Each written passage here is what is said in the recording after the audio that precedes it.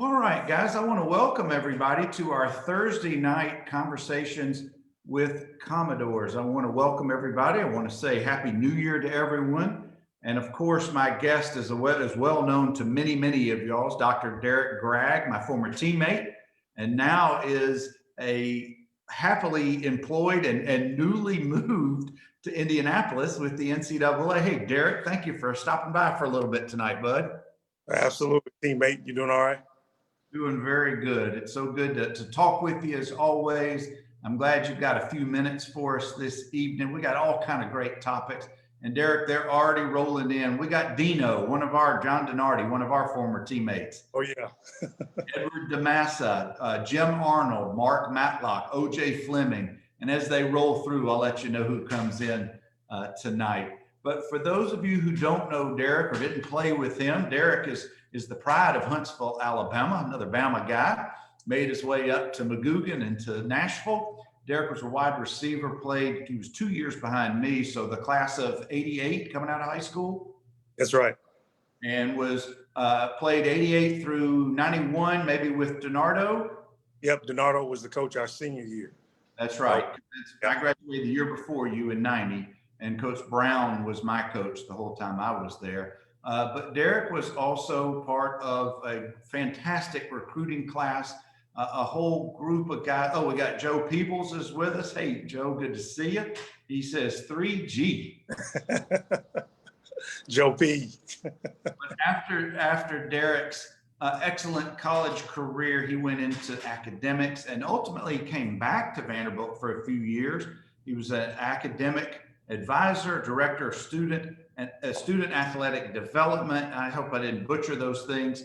But you guys may know Derrick in the last several years has been an athletic director at different major schools. He was an assistant at Arkansas. Then he made his way to Eastern Michigan, most recently Tulsa, and now, tell me your title again, Derrick, with the NCAA. Absolutely. I'm the Senior Vice President for Inclusion, Education, and Community Engagement. And frankly, guys, if y'all know anything about Derrick, that title right there fits him perfectly. And frankly, given our today's climate in the world, in the United States particularly, what a fantastic position. I know you're diving into it big time. Well, I've been working with the NCAA now about 3 months. It's been an interesting transition because of COVID. I wasn't really required to move to the NCAA office. Now, 500 people work in the NCAA office, but most of the people have been working remote. So I've been coming back and forth once a month. And like I was telling you off air, we just got an offer on a house. So we had to fast track everything in Indianapolis permanently last week. So right now I'm sitting in the clubhouse of the apartment where we're staying. I haven't stayed in an apartment in 25 years, I don't think, but it's been good. We'll move into our house in about a month, but it's been fast and furious. And you're right, this is a position that I'm very, very passionate about. And one thing about me, I always talk about my mom, and my mom was a pioneer. She, in Huntsville, Alabama, helped integrate her high school back in 1965. She and about 30 other Black students in a school that had 1,900 students in it. So, you just talk about some of the things now, everything's kind of come full circle. So for me, I've also been a pioneer almost everywhere I've gone. And so that's part of my passion. I've always been a first or the only, including the American Athletic Conference that I just came out of. I was the only Black athletic director in the conference. And so just trying to do my part to help with equity and equality. And I've always been involved with a lot of those initiatives from the other side. So now it's kind of surreal for me to oversee a lot of the programming that I've been involved with over the years. So, and I'm looking forward to it.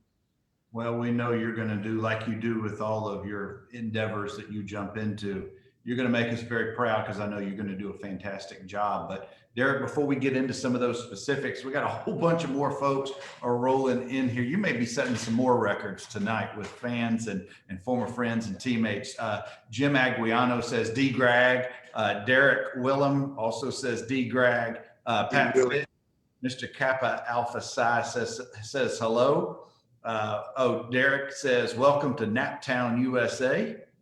And Flavia Smith has just dropped in. So thank you, fellas, for showing some love for D. Gragg tonight. Especially P. Fitch, Sandman. What's going on, brother? And I know you know Pat and I grew up together in Dothan. He was my blindside tackle in high Right. school, and A I lot out him. Right. He was a big time football player. A lot of people didn't know that. You know, he was the president at Vanderbilt, the first black SGA president. But before that, he was a big time athlete in Alabama, where they grow them. They grow big time athletes. So it's good that he's on here. That's right. We also got, let's see, Russell has joined us and Jamie Duncan has joined us. So thank you guys for stopping by with D. Gragg. But Derrick, let's talk about your title right now. Inclusion is such a huge word. And I know that you're going to wrap your arms around what you're tasked to do, but kind of break it down for us a little bit, what your goals are. What are you guys trying to accomplish within the NCAA with that?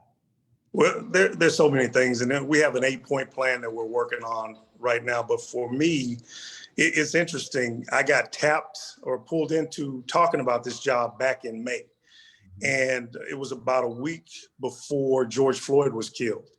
And I saw the job description. I showed it to my wife, and she said, "You know, that looks like something that you would really be into." And we talked a little bit about it.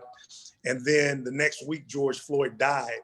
And then all of a sudden, everything in college athletics, like it did around the world, has shifted. And the student athletes got a lot more vocal. You know, back when a lot of the guys who are on this call now, and I played, we didn't have that type of voice, including you. But student athletes now, they know they have a voice, they're using it. And so I was asked to engage in the conference, in the American Athletic Conference. They asked me to chair the racial action group.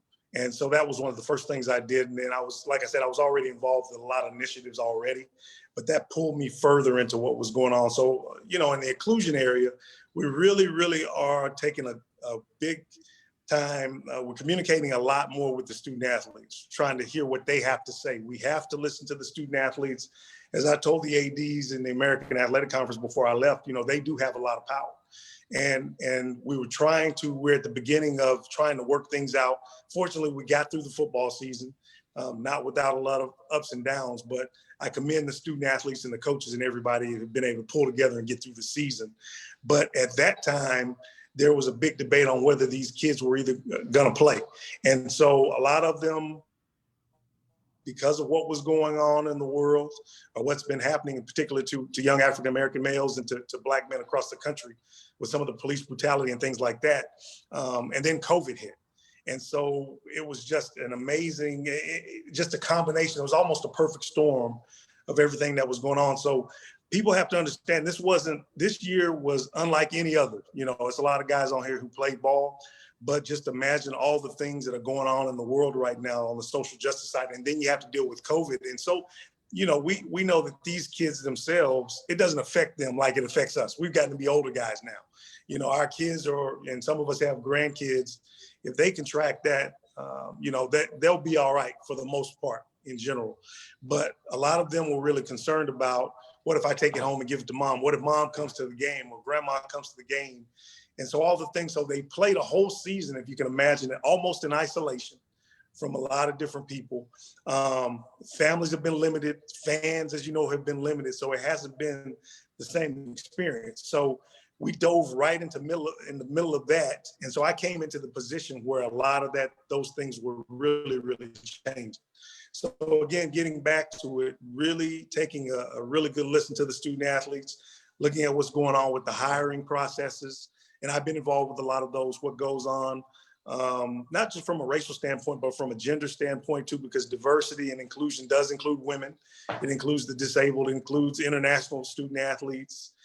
So it's not just people of color who are involved. So it is a big job. And so I have inclusion, then I have education, which is leadership development. And then the third piece is community engagement. So it's a lot, but it's something that I think I was groomed to do after being on campus 26 years.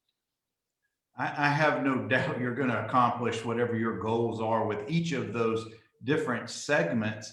But my gosh, Derrick, how do you figure out what you're doing each day? I know you've got to be incredibly organized and have a big, not just a staff of people within the NCAA, but people on committees and just kind of bringing them all together. But I have no doubt that whatever gets thrown your way, you're going to be able to handle those things.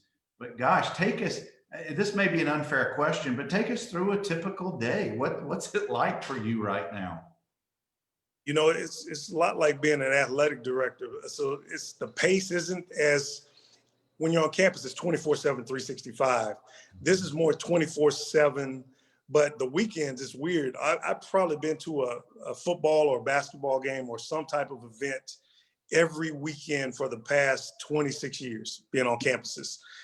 But this year in particular, like football, I only saw 2 football games in person. Part of it was because of COVID, and I didn't want to violate any of the bubble rules. I hadn't been tested, so I didn't want to go to a lot of the Tulsa games. I did go to the Big Ten championship game, and I got to see Tulsa play in the championship, but I had to be tested twice before I even went to the Big Ten game, the night before and the day of.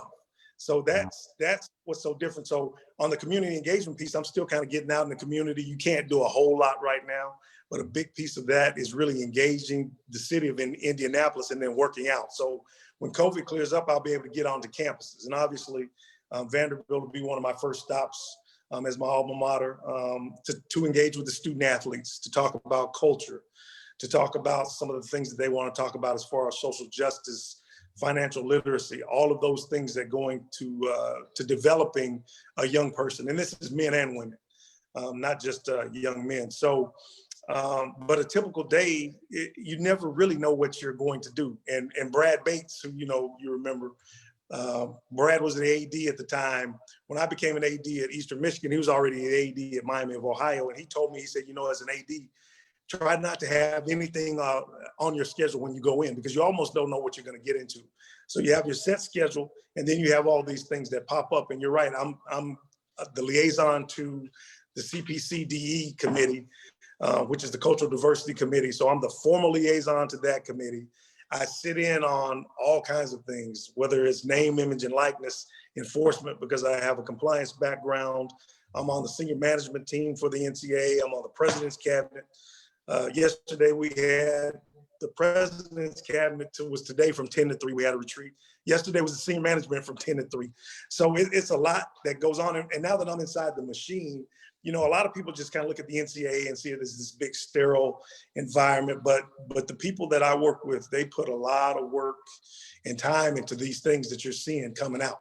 So it's easy to be critical of it, especially and a lot of people were athletic directors in particular. But now that I'm on the other side of it to see what really goes on, it's a lot more in depth than people would really imagine. Well, I suspect each day you look at all your different hats that are sitting there on the counter. All right, I'm going to pick up that one for these couple of hours. I'm going to pick up this one for those couple of hours. But wow. And speaking of wow, Derrick, I got to throw some names to you folks who rolled in. Another one of our Bama guys, T. Banks, calls you his role model. Banks, that's my man.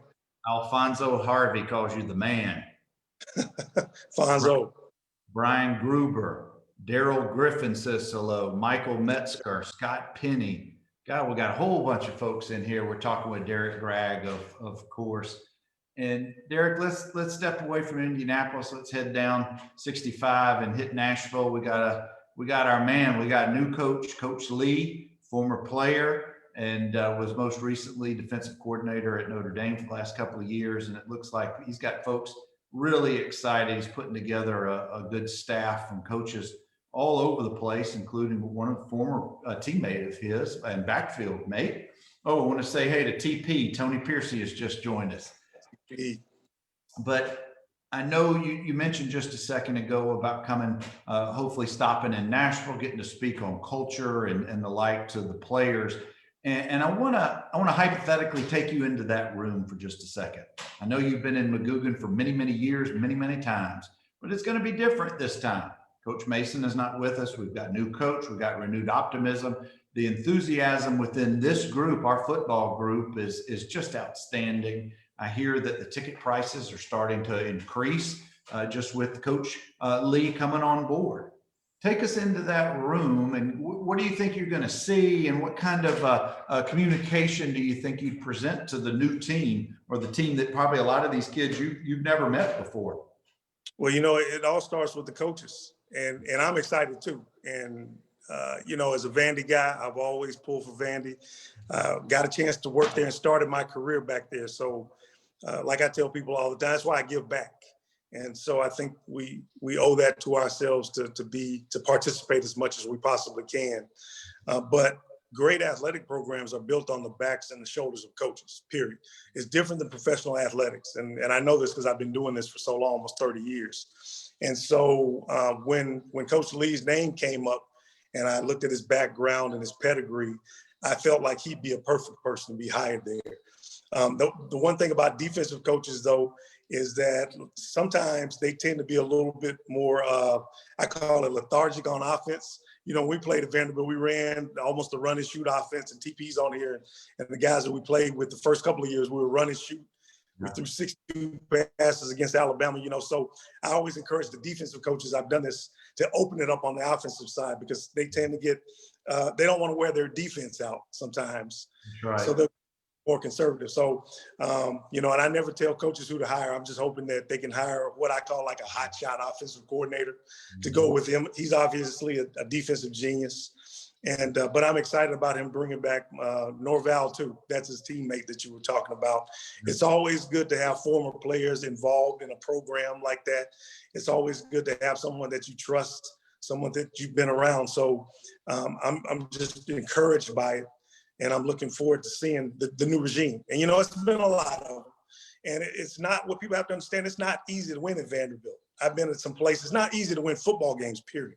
And I worked at Michigan. I worked at Arkansas when I was at Michigan, won the national championship.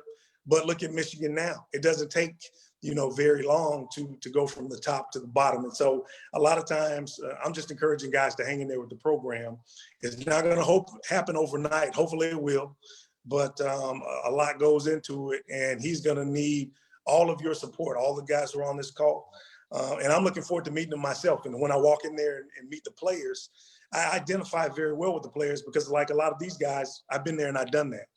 And so I think that's important. And going into Vanderbilt, which is different than a lot of places, I've been in that locker room. I know what it means. I know what it means to try to compete in a classroom with some of the best and brightest. And then you have to get out there on Saturday and obviously compete against some of the best athletes that the world's ever seen, not just the nation. So, but I also, Vanderbilt has a lot to offer as an institution, the city that it's located in. And this isn't, I'm just being redundant on stuff that everybody already knows, but those are the types of things that you have to use to sell this program. And I call it the best of both worlds because you have a lot of diversity in Nashville. You have a lot going on downtown. You have historically Black institutions in Nashville for some of the social side and to interact. Especially now with social justice and some of those issues, partnering with those institutions. So I can't think of anywhere else that you know has as much going on for it as that institution. So now we just got to get, you know, some of our programs to catch up to that. And I'm looking forward to it and looking forward to what the new administration is going to do, the new chancellor and everybody, because now is the time to make it happen. And it sounds like there's some momentum. But I think that at least my perspective is it's a guarded optimism until we actually see construction going on. We see plans and the like. But I'm not going to go too far down that trail tonight. But what I do want to ask you from your experience playing for the Commodores and being involved in collegiate athletics for all these years is when we were playing in the late 80s, early 90s, the rules governing how many hours you could be at your sport for a week and other internal rules and regulations that the administration had to follow with different sports, that's evolved as time has gone on because it's just the way society has been. Here's my question for you, Derrick. And I'm not asking you to spill any NCAA secrets that aren't already out there, but from your perspective, being an athletic director all these years, what are some of the rules that you really do like that have helped, and we're going to stay with football for now, that have really helped the student athlete who plays football to not only excel on the field, but also off the field and get that degree? Yeah, and it's interesting because you left before the 20-hour rule was implemented. Oh, yeah. And so Jerry DiNardo came in here. And Jerry came in, it was the first year they implemented the 20-hour rule, but none of us knew it. And he also had to give us, now you have to get a day off. You know, before that, we were 24/7, 7 days a week. We worked out on Sundays and all that stuff. So when Jerry came in, I just thought he was being cool, giving us a day off, but he really had to. And so I think the day off, the 20-hour rule, you're going to see some new rules come up about transfers, where student athletes, football and basketball in particular, hasn't been able to transfer as easily as some of the other sports. That's probably been unfair over all these years. So I think that's going to be the same across the board. I think everybody will be really excited about that, because the rationale is a coach can pick up and leave whenever he or she wants to. And, you know, a student athlete is bound to the institution in a lot of ways that even the coach isn't. So I think that's going to be very fair. We're moving into name, image, and likeness. And hopefully student athletes will be able to benefit from their own name, image, and likeness. And you talk about some of the guys who even come through our program. You got Jamie Duncan on here, who was one of the greats in Vanderbilt history. He didn't get to profit off his name, image, and likeness, or Shelton Quarles or Corey Harris or Eric Jones and Chris Gaines and those kinds of guys. So now that's a new opportunity for student athletes. But, you know, you always have to balance it too. I think what has been diminished is the value of an education. And I preach this to all student athletes. There's no way that a full scholarship student athlete at any institution should go through school 4 or 5 years and not walk away with at least one degree, period. And, you know, some people say, well, you know, it's the colleges exploit the kids and this, that, and the other. I don't really buy into that a lot, because there's so much that the student athlete can get out of the experience, him or herself. And so that's part of what, while I'm listening to the student athletes, in particular with a lot of the demands that they have now, and rightly so in some cases, I also redirect them and try to reinforce all the positive things that they can get out of this experience. Yeah, it's going to be demanding. And I used to tell the parents, because I always help recruit, and I say, listen, so by the time your student athlete leaves, he or she, we will have probably spent between $250,000 up to $1 million on each student athlete. So there are going to be some requirements of that student athlete. But on the flip side, the student athlete should require that he or she get as much out of that experience in return from the institution, and don't self-exploit. So those are a lot of things when I talk to these student athletes, whether it's about culture, a lot of the things that you do off the field and off the courts that really drift onto the courts and onto the fields. I think they get it, because again, I've been there, and I also raised a student athlete who just left Tulsa a couple of years ago, followed in my footsteps. He's much better than me as a receiver, and now he's off in the world working on his MBA. But I think he got so much out of that experience in the new wave student athlete situation that we have going on. They have so much more access to the great facilities and some of the programming and all those things. And I just encourage them to take a part of it and to take advantage of it, because we didn't have those things. No, you're so right, but I do take issue with one thing that you said. I think that black and gold #1 D Gragg jersey, had we had name, image, and likeness back then, would have fetched a pretty penny. So if you got any of those around, give me a call. We'll talk. But Derrick, there's so many issues going on. There usually always are. But now with social media and so much just being in our faces, anytime you look at anything dealing with the news, particularly with college sports, you've got name, image, and likeness. That's going to evolve over the next 5 to 10 years. You've got the transfer portal, which in one way or another, some version of it has always been there, but now it gives the student athlete way more freedom. I don't know if that's the right word, way more opportunity to seek education elsewhere and continue their careers. If you recall, the Northwestern football players had that lawsuit a few years ago. They were trying to unionize. There's also been a lot of talk. I follow the Aspen Institute. There's been a lot of talk about changing the D1 model. Now, we don't have time to delve into all of those things, and I'm not going to put you on the spot to try to answer all of it, but I want to talk about, is this just the normal evolution of the NCAA, or is this just all now hitting at one time, or at least in my impression? Yeah, I think it's an evolution. And I think, as we go along, things come up all the time. But even the NIL, it takes a long time to get those things done. And we talked on the call today, I was telling you about the 10 to 3 cabinet meeting I was on today. And Mark Emmert, my boss, the president of the NCAA, we were really applauding the transfer rule that we think is about to go into effect finally. And he said it took 10 years to get that done. And so now what we have to do is look at ways to kind of try to fast track those things a little bit better. But a lot of people also, you have to understand that the NCAA is really made up of the membership. So Vanderbilt's a part of the NCAA and everybody gets a vote, and Power 5 programs get 2 votes to 1 with G5 schools and all those types of things. So it's a lot of intricate things going on. I think the biggest thing though that we're going to see over the next decade is who is really committed to college athletics. And because of the pandemic, it has really shown us, number one, what we can and cannot do in this environment. And it went right into resources and money and budgets, all the way up through the NCAA. Before I left Tulsa, I had to furlough half of my staff, about 50% of them, for 3 months during the summer. And that was tough. And then even coming into the NCAA, we've had furloughs, we've had staff cuts. We've had, and the staff cuts have been voluntary with the NCAA, but at schools, you've had to cut people, you've had to cut sports.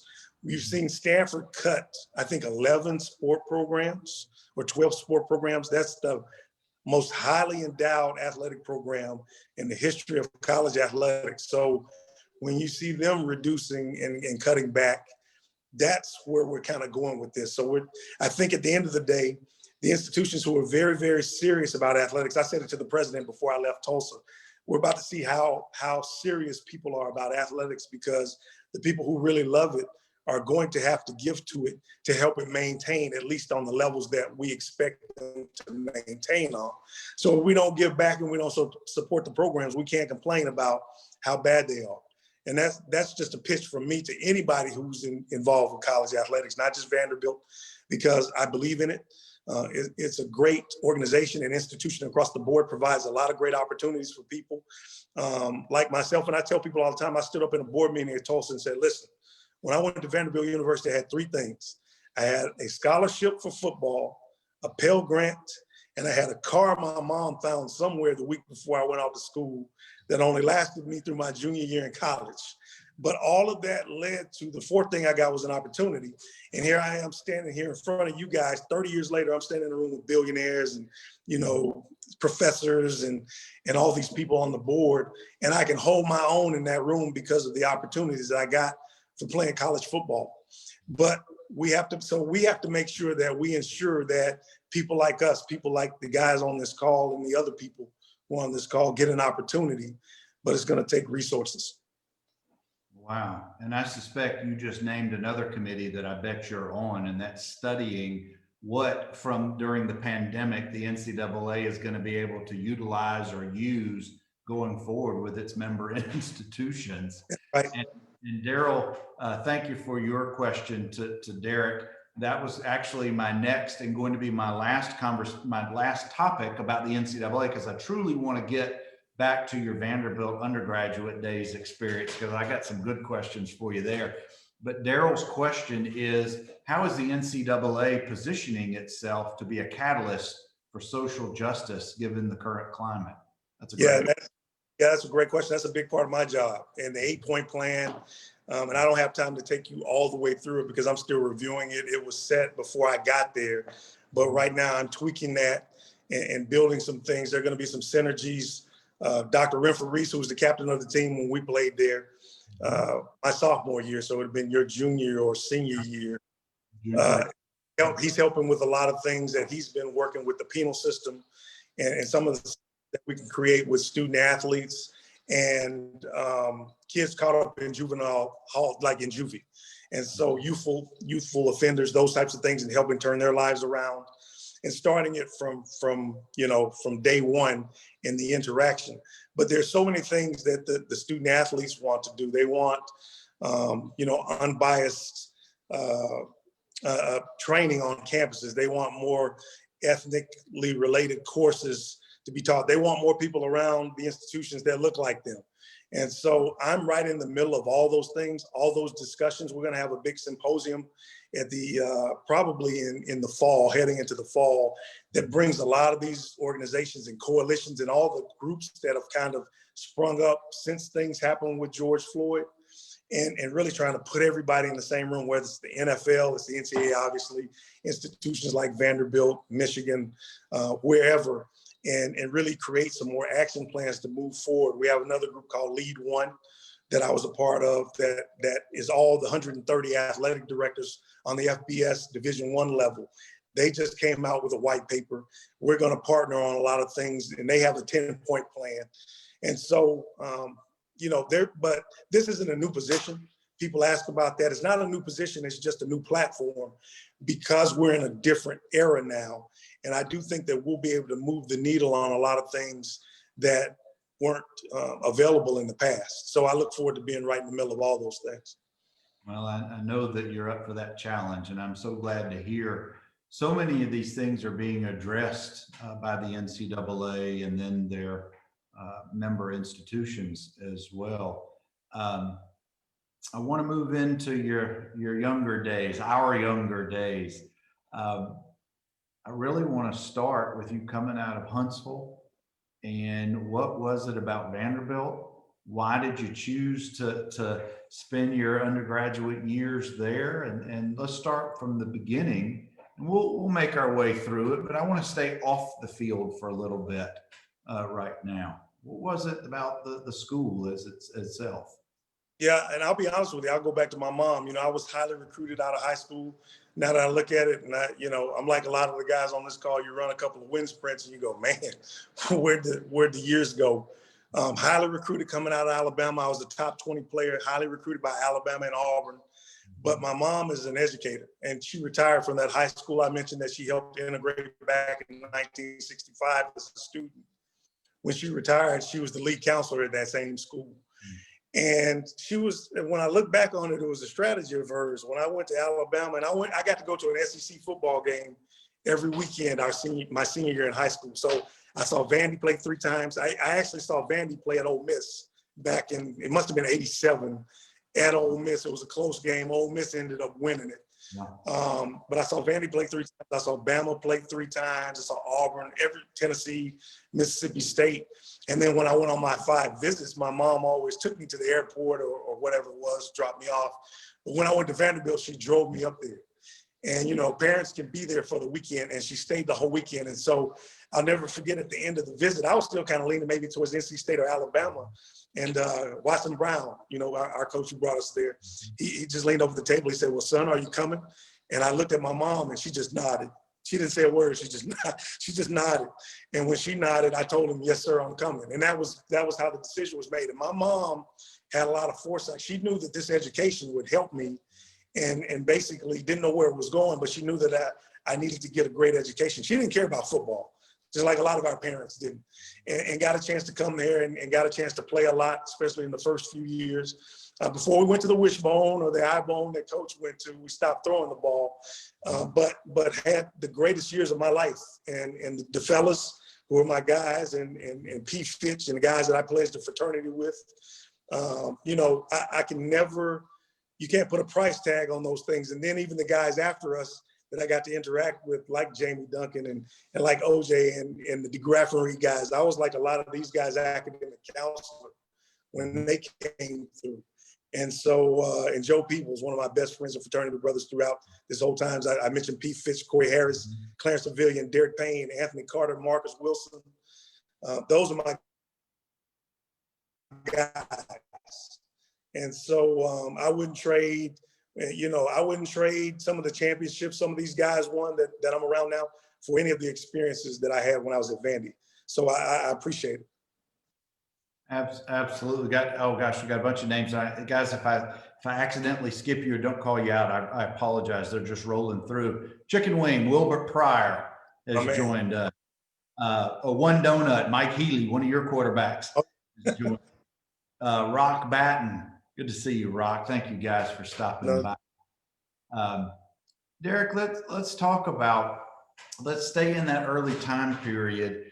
you had so much success. You're a big, big fish in a small pond, so to speak, in high school, like most of us. But then you get into the big time. You're in the SEC, top conference in the country. You then are behind the likes of Tony Piercy and a whole bunch of older guys that just were ahead of you at the time. And the competition's stiff. It doesn't matter what your position is. You're coming out of high school, you got to earn it. What was different once you got to the collegiate level that you could no longer just rely on certain things as we tend to do coming out of high school?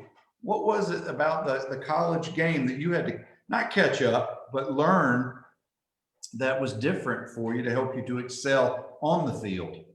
It was totally different. The intricacies of that offense that we ran. And when you're running down the field full speed. So I could run. So I was fast. I was a track guy too, just like a lot of guys. But I'm telling you that in the first year that you're playing, especially at a place like that, you have no idea what you're doing. So I used to always watch number 8, Tony Piercy. I used to try to emulate him because I was his number 2. And then we had Boo Mitchell. Don't forget about Boo over on the other side. So, and then we had Eric Jones at quarterback. So I was really just in awe of these dudes, to be honest with you. And so you knew when you stepped on their field that you had to be serious. And I never forget, I caught my first pass at Rutgers. And when we went up there, the day before we got there, we saw Lawrence Taylor and a lot of those guys who played with the Giants were coming out of the stadium. So just being in that setting, I caught the ball. I was in the wrong place. So Eric led me to the right place when he threw the ball, led me. And I ran clear across the field and ended up like out of bounds on our sidelines. It's like a 30-yard game, but I was scared to death.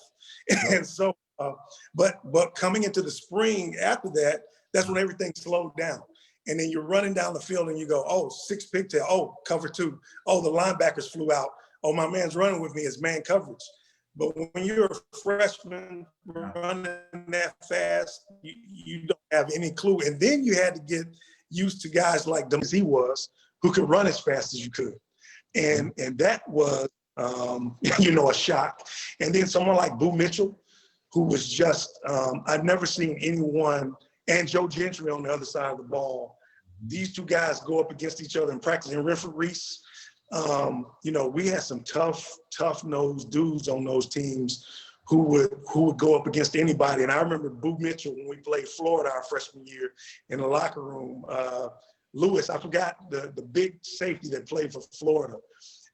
He made it his mission to try to destroy that guy on crack blocks and all that stuff that we were doing back then. Those are illegal now, by the way. You can't crack back block guys now. Who made his money on those, though? Oh, yeah. So, but everything was different. The speed of the game, and I tell you, Corey Harris in our class, I remember our first drill as freshmen. I'm standing behind him, and I'm watching his feet move. And I turned around to Clarence Avigan, who ended up being one of the greatest receivers ever at Vanderbilt. And I said, hey, man, this dude number 2, he's different from the rest of us. I just knew it from the first day, and he ended up being different. So just being on the field with those guys who were so serious, and Corey in particular, he made me a better football player. I made him a better student. We bounced off of each other. And, we used to have that. I always tell this story, and I think they still do it. They take a picture with the chancellor before the graduation ceremony, the athletes and the football team. And I remember we were running late for that, and we stopped. I stopped on West End and let him jump out the car. And I went to park, and he said, hey, man, I'm not going to let them take this picture without you, because I wouldn't be here if it weren't for you. And I really appreciated that, because he was a really, really serious ball player, has been able to educate himself. I know he's reconnected with the institution. Here's the lobby for, we got to get Corey into the Hall of Fame. There's no way that dude shouldn't be in the Vanderbilt Hall of Fame. His rushing record stood at Vanderbilt for 20 years on just 11 games, not 12 like these guys play now. So let's make that a mission. Let's get Corey into the Hall of Fame. I think Jamie just got put in. So Jamie, do some pulling, man. Corey should be in the Hall of Fame. I agree with you. Thank you, TP. It was Lewis Oliver was that safety. Lewis Oliver. But I want to take you back to the Rutgers game, because I will never forget it. There was a couple of things about the Meadowlands. It was a horrible stadium. The weather was horrendous. If you remember back in our day, guys, this show you how old Derrick and I are, the artificial turf back then was nothing but cement and about a ½ inch of turf. And it was terrible. But if you remember at the end of that game, It was starting to rain sideways a little bit, but Rutgers lined up for like a 57 or 58-yard field goal to win the game, and it just fell short. And I think the only reason why it fell short is because the wind was coming in the tunnel back into their face. But otherwise, that ball would have gone through. But that Yep. I do that. I remember seeing all the New York Giants. That was pretty awesome experience up there. Well, Daryl, we got. Let's see. Yeah, Joe agrees with you about Corey for the Hall of Fame. Absolutely, absolutely. Derrick, do you see on the horizon more changes with the game being officiated differently going forward, more protections? You know, a case in point, of course, if anybody who watched the Ohio State Clemson game, the Clemson linebacker who hit Fields right in the ribs, his head was down. I thought that was a good, doesn't matter who you root for, I thought it was a good call. Others may not think that it was a good call, but I thought he led with his head when he hit him. But it's such a split-second decision. And I know coaches are teaching those players the right way. It just may be instinct or something takes over. But my question is, do you see more changes coming either with equipment or rules in order to protect the players?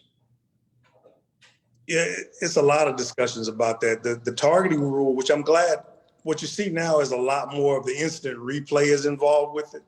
That's a big nuance because a lot of guys were getting thrown out of games because, you know, a lot of times football is bang, bang, just like you just said. So you're sitting there watching it real time. You can't really see if the head made contact or if they led with the head. Maybe they led with the head, but the shoulder hit first. So there's a lot of dissection of that. And you talk about equipment, there's always talk about the nuances with the helmet.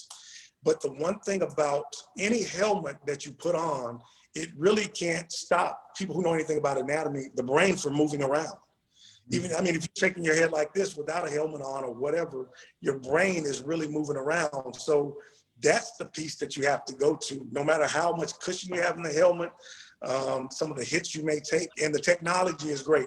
It's much better than the old helmets that we wore by far. But there always are going to be concussions in football. So being able to detect them, and I tell this to people all the time. I've been involved in college athletics for almost 30 years, playing ball those 4 years at Vanderbilt. And there's no slight to Vanderbilt. This is anywhere. I don't remember anybody being diagnosed with a concussion. And you get called that back then. It was, you got your bell rung. That's right. So you got your bell rung, you get up, you look at the grass and you see figure eights running around the grass. You go to the sideline, someone hits you with some smelling salt, you shake it off, and then, 2 or 3 minutes later, you're back out there, you're going to get replaced. But a lot of times those were concussions. So things have come a long way since then. Unfortunately, with CTE and some of the things that exist, those are the things that we have to really stay on top of, because those things do start to develop probably in high school sometimes if you're not equipped right, if you're not taught the right way. And that's another thing that Corey Harris is involved in right now. He's created a movement of his own about the safety of the game. And so whenever you talk to him, get him to come on and talk about it. And it starts with kids when they're small. We started playing football when we were small, but we were never taught the proper technique, the proper tackles, or any of those things. Some of us got through college without even learning. If you went to the pros, you probably got taught the right way. But some of the things that he's talking about, that you can develop the techniques, because he's a technician, he's a professional, he knows about a lot of those things. He's putting together programs to protect kids and then to work its way up. So I think that we'll end up paying a lot of attention to those types of things too on the college level. And I suspect you're probably on that committee as well. Derrick, we got some more. When that goes. Coach Gary Shepard says to tell you hello, one of our coaches from back in the day. Let's see. Derek Sardor. I had a great FaceTime talk with Big Derek the other day. It's so great to catch up with him. He remembers that trip to the Meadowlands and says to tell you hello. Let's see. Gary Veach is there. John Clemens. So thank you, God. We got so many great folks are rolling in and sharing some great memories. We just got a couple more minutes, Derrick, and I sure appreciate your time these days. One of the questions I have, just as a side note, are you allowed to wear any of your shirts or your paraphernalia from any of your schools, most notably our school, when you're at the NCAA, or is there a strict protocol on what you're supposed to be wearing? No, see, that's the cool thing about working for the NCAA. Now I can get the Vanderbilt stuff back out. So, when I was at Tulsa, it was all Tulsa. When I was at Arkansas, it was all Arkansas and Michigan. But I always would have my Vanderbilt shirt underneath. So now, I can send me some stuff. Extra large. Alfonso, whatever. We need to get Chris Griffin, get him some black and gold club garb. That's some good stuff. They've got a great stuff that they're selling for the black and gold club right now. We got to get this man set up. Got to get him repping the right folks. Derrick, just a couple more questions and we'll get you out of here. I want to take you back to your athletic director days. What was it that was fulfilling for you being an athletic director? Was it the wins and losses? Was it interacting with all the student athletes? Was it representing your various schools? What was it about the position that gave you the most pride, most fulfillment? That's a great question. What I really thrived on was being able to educate the students. And that's kind of cliche, but that's real. Just think about Vanderbilt. I could have never gone there if I had to pay my way to go to school there. And now it was like 20,000 when we went there. I think it's north of 60,000 now. At Tulsa, it's 50,000. When I was at Michigan, that's an expensive school. So being able to help educate a lot of people who are like me, didn't come from a great socioeconomic status, but could make it on a campus like that. And then getting to see their evolution, to bring in a young man or a young woman, to have them interact with the people on campus and to see them be fully developed 3 or 4 years later. I'm telling you, it's a phenomenal experience. And then you run into people, I still run into people now who played football at Vanderbilt when I was the academic counselor there, and I was barely that much older than those guys. I was 24, 25 years old, and still guys come up to me and say, if it weren't for you, I may not have graduated from college. And one, I bumped into Ronnie McMahon at Vanderbilt Affair a couple of years ago, and we were in an area, and he told everybody there that I helped him get through school. And that's one of the great Vanderbilt basketball players of all time. But to be able to have that type of effect on guys, that's really, really what I'm in it for. And now I'm on a different level. I won't be as hands-on every day with student athletes, but again, I'll be able to get around to campuses, interact with people, and help put some things into them. Talk about culture again, talk about success. And it all starts with taking school seriously and graduating. And so that's what I got the most out of, not the wins. And I have a box full of rings, won 20-something championships at Eastern Michigan, won another 20-something at Tulsa. As an assistant, won a lot of national championships and all those things. But it's really about the people that we develop and what they do after they leave the campus. Well, we've had several of the former Commodores who were student athletes while you were an academic advisor, et cetera, say that you not only set the tone by showing up early and demanding them to be there at a certain time for their studies, but also dressing to the nines, really setting the tone that way as well. So it's so much as part of your actions as it is what you say. I mean, you know that it's your actions speak volumes, but you got it both ways. You've been such a great example for so many people. So I want to thank you, Derrick, for all that you've done, for being such a great friend to so many, and to me included, and to just keep doing what you're doing and repping Vanderbilt as much as you can up there. Well, I appreciate it, Bernie, and all the guys on the call and everybody else, man. Let's jump into this thing with both feet. We got new excitement, new life, new blood. He's one of us. Let's support him and everybody around him, and let's win. You know that's right. And Derrick, you're going to have to get into the comment section of our talk tonight, because there's just too many. I couldn't name them all. There's so many great comments in there, probably bringing back some good memories. But guys, thank you as always, showing up on Thursday nights at 7 o'clock. I love these conversations, not only catching up with old friends and teammates, but meeting so many of you guys from over the decades. We've got these lined up going into March already, and I'm going to do them as long as folks want to have conversations and y'all want to show up on 7 o'clock Central on Thursday nights. We'll keep doing them. You guys remain safe and anchor down.